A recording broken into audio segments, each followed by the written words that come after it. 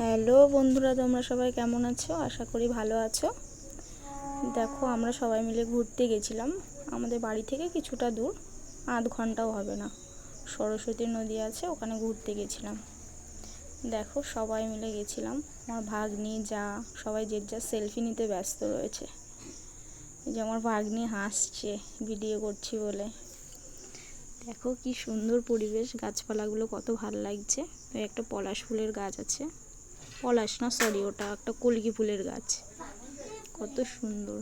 আগে সরস্বতী নদীটা খুব ভালো ছিল, এখন কচুরিপানায় পুরো ভরে গেছে। এখান থেকে আগে বলে বড় বড় জাহাজ চলাচল করত। পরিবেশটা দেখো কত সুন্দর, শান্তশিষ্ট।